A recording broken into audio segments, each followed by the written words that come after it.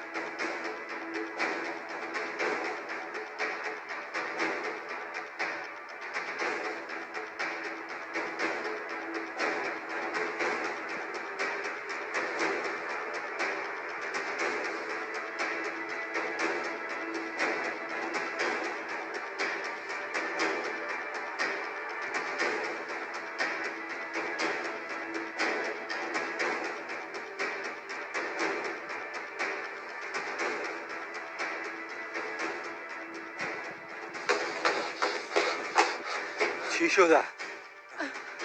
بچیم چتن میخوایم بچیم بکشه ترگوت.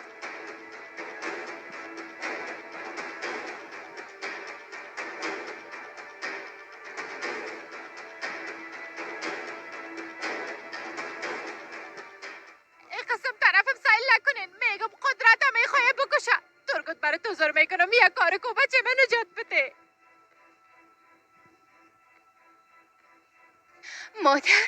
مادر تو خوب هستی؟ تلفن مرا بیار زود شو. درست است. زهر همیال به قدرت زنگ بزن. ترگوت موبایل تا بده. حالا بده. بچیم قدرتم بچه یک تونیم. لطفاً جواب بده.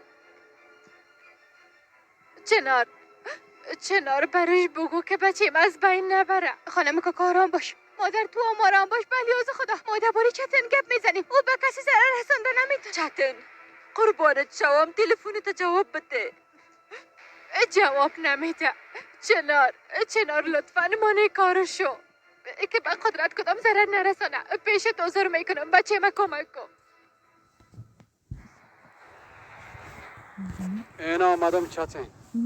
دردت بگو که دوا کنم.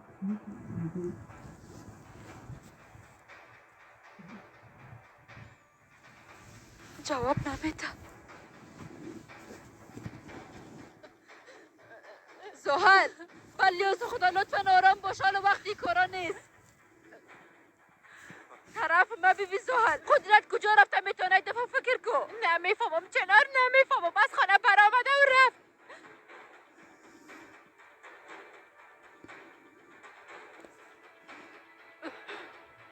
گورکان شاید پیش گورکان رفته باشه اما تو نیست. خدایا. آه قدرت ما را به چی حالت رسوندی؟ خدایا خودت کمکش کن. زنگ درو